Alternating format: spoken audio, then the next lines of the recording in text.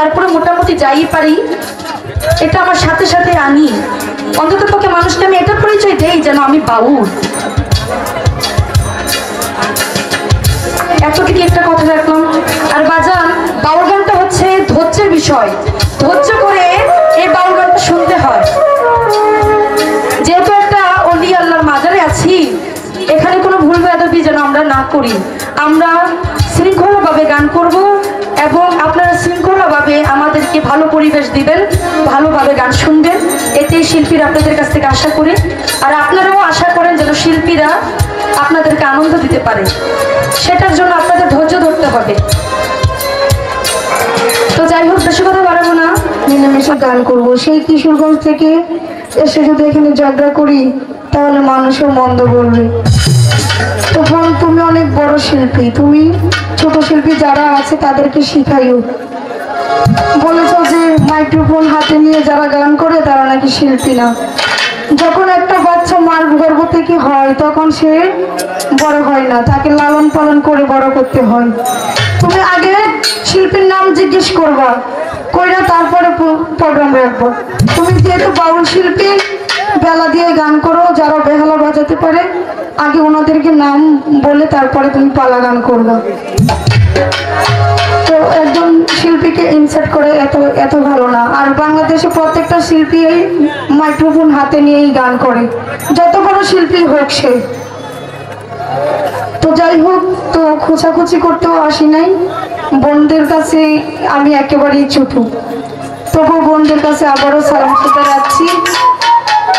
এই সভাতে যারা আছেন, পর্দার আড়ালে মা বোনেরা যারা আছেন, সকলের প্রতি সালাম রেখে আসল কাজ আরম্ভ করতে যাচ্ছি। যেহেতু আমার প্রথম স্টেজ, সেদিকে লক্ষ্য করে মায়ের নবী দেনের নবীকে স্মরণ করে একটি গান করার জন্য চেষ্টা করব। পরবর্তী স্টেজে যদি সুযোগ আসে তাহলে বন্ধুরা, প্রতিপক্ষ বোনেরা যেদিকে যায় ওনাদের কাছ থেকে, সে হচ্ছে আমাদের এলাকার মেহমান, তাকে আমরা শ্রদ্ধা করতে হবে বেশি বেশি, তাকে সম্মান করতে হবে বেশি, কারণ সে আমাদের মতো সারা দেশ গান করে, যাতে আরেক এলাকায় গিয়ে বলতে পারে যে পল্লী সরকার এলাকায় গেছিলাম, ব্রাহ্মণবাড়িয়ে গেছিলাম, নবীনগর থানা, ওখানকার মানুষগুলি অনেক ভালো,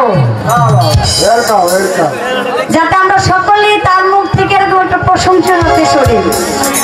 তিনজন শিল্পী যাতে আমরা কেউ কাউকে খুশাখাসি না দেখি, কারণ এটা বাউল গান, ঠিক আছে, এটা বাউল গান করছি, এটা কোনো পালা গানের স্টেজ হয় না। এখনো পালা গান হবে যখন দুজন শিল্পী থাকবো, পালা দিবে, তখন হচ্ছে একটা পালা গান।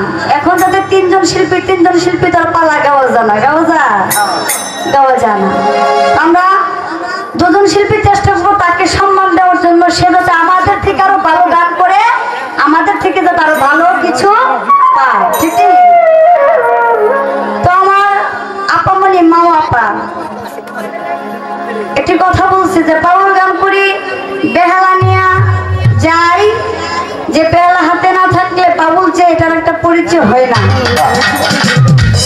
সত্যি কথা বলছো আপা, আমিও বেহালা নিয়ে আসছি, বেহালা ছাড়া আমি পালা গান করি।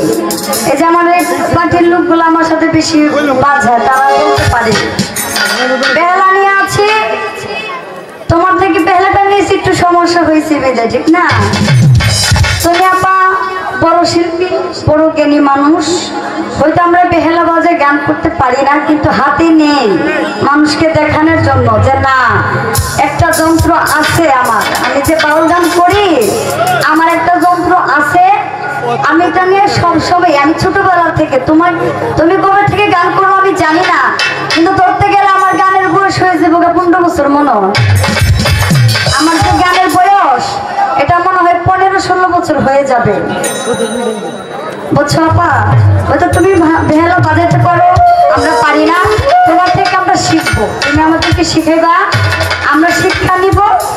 তো আমরা কেউ ওনাকে ছোট করবো না, উনি মাউথ হাতে নিয়ে গান করে, ওনাকে আমরা কেউ ছোট করতে পারবো না, কারণ এটা আমাদের অধিকার না।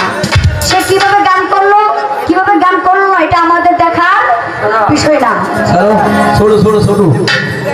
আমি ছোট করে একটি গান রাখবো, আশা করি গানটা ভালো লাগে। এসে গান করব। সেই কিশোরগঞ্জ থেকে এসে যদি এখানে ঝগড়া করি তাহলে মানুষও মন্দ বলবে। তখন তুমি অনেক বড় শিল্পী, তুমি ছোট শিল্পী যারা আছে তাদেরকে শিখাইও। বলেছ যে মাইক্রোফোন হাতে নিয়ে যারা গান করে তারা নাকি শিল্পী না। যখন একটা বাচ্চা মার গর্ভ থেকে হয় তখন সে বড় হয় না, তাকে লালন পালন করে বড় করতে হয়। তুমি আগে শিল্পীর নাম জিজ্ঞেস করবা, কইরা তারপরে প্রোগ্রাম রাখবো। তুমি যেহেতু বাউল শিল্পী, বেলা দিয়ে গান করো, যারা বেহালা বাজাতে পারে আগে ওনাদেরকে নাম বলে তারপরে তুমি পালা গান করবা। তো একজন শিল্পীকে ইনসার্ট করে এত ভালো না। আর বাংলাদেশে প্রত্যেকটা শিল্পী এই মাইক্রোফোন হাতে নিয়েই গান করে, যত বড় শিল্পী হোক সে। তো যাই হোক, তো খোঁচাখুচি করতেও আসি নাই। বোনদের কাছে আমি একেবারেই ছোট, তবু বোনদের কাছে আবারও সালাম করতে যাচ্ছি। এই সভাতে যারা আছেন, পর্দার আড়ালে মা বোনেরা যারা আছেন, সকলের প্রতি সালাম রেখে আসল কাজ আরম্ভ করতে যাচ্ছি। যেহেতু আমার প্রথম স্টেজ, সেদিকে লক্ষ্য করে মায়ের নবী দেনের নবীকে স্মরণ করে একটি গান করার জন্য চেষ্টা করব। পরবর্তী স্টেজে যদি সুযোগ আসে তাহলেই বন্ধুরা, প্রতিপক্ষ বোনেরা যেদিকে যায় ওনাদের